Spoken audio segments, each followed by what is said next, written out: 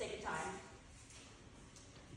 And then these were all the different products that we used on the field. We're also not going to talk about all of them because of time. All right, so we're going to start here. Naturally, where do plants want to grow? They want to grow up and they want to grow out. So as they're coming up, we want them to all be uniform so we can put our nutrients in and get them growing. So this is one of the products that we use called GrowPack AI. You can see a little example here. This is the treated, this is untreated. Where you see we treated it, we got a better root structure, and the shoots are also taller and more healthy.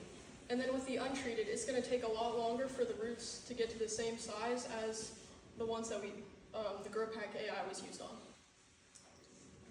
All right, story time, guys. How many of you have seen the movie Talladega Nights? What a great movie, am I right? What's the most famous line from that movie? It ain't first, if you're not first, you're last. What else, That's Matt? I'll come at you Wrong like one, a Pat. Spider-Man. That's pretty. I think the most memorable one is shake and bake. Well, here we turn it into roots and shoots. In the architecture phase, our goal is for the roots to penetrate the soil and for our plant to grow upwards and get as much foliage as it can get. We want it to get in as much sunlight as it can and to be able to get as much nutrients into the plant as possible. All right, so we have architect here. So I'm going to ask you all a question. How many times a day do you normally eat? Say 3, right? 10? Yeah, me too. So I'm going to take, for example, you got a baby. You're not going to feed it just once a day. It's probably going to snuff it pretty fast. But that's the same way it is with plants. You don't want to feed it just once and then let it be. You want to bring it up as well as you can. And that's where architect comes in. So Architect is a micronutrient package, and it's used to create as much storage within the plant to be able to fill it with nutrients. So here you can see that the bottom one is the treated and the top one is the untreated.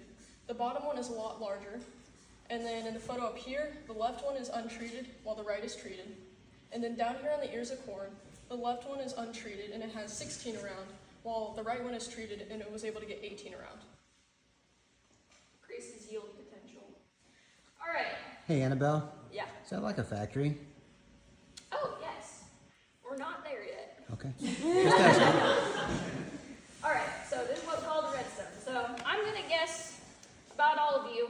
You don't like to be stressed, do you? Like your wife barges in and she's like, do the dishes. That's stressful, right? Yeah. Well, she's like, what are you talking about? Well, plants don't like to be stressed either. Claire, what do plants do when they're stressed?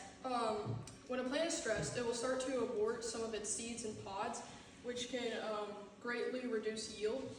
And so our goal is to retain as many seeds as possible, and to do that we have to mitigate stress.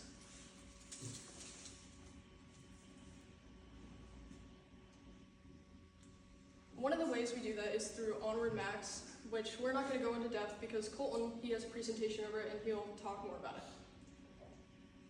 The other one that we used was KSB. KSB is used for potassium, and it helps fill out the plant and get the beans as big as possible.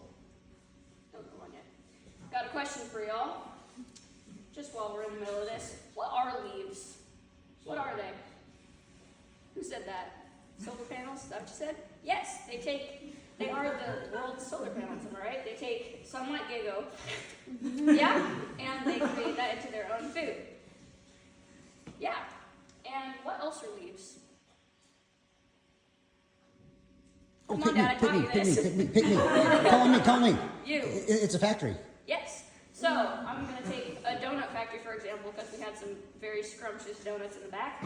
Let's say you build this huge factory. It's made for making donuts, donut factory. But you don't put any equipment in. Well, it's useless. You got to put the right equipment in to do the job. That's why we had to fill up the beans with as many nutrients as possible to be able to grow them to their full potential. All right, boron. So I'm going to guess none of you like sitting in traffic. not places to be, and the stoplight always turns red. Well, I'm going to take New York as an example. They have traffic cops down there because driving down there is crazy, y'all. I don't know if you've ever seen it. But they direct traffic where it needs to go. Like, you go that way, and you go that way. Well, boron does just that inside of a plant. It does it with nutrients. And it sends the potassium throughout the plant so it can grow to also its full potential. And then we would like to thank Gunther and Ben, and then also Brent, who isn't here, for giving us all the information. And we would also like to thank just AgX for donating all of the different chemicals that they donated. Good job, Brandon.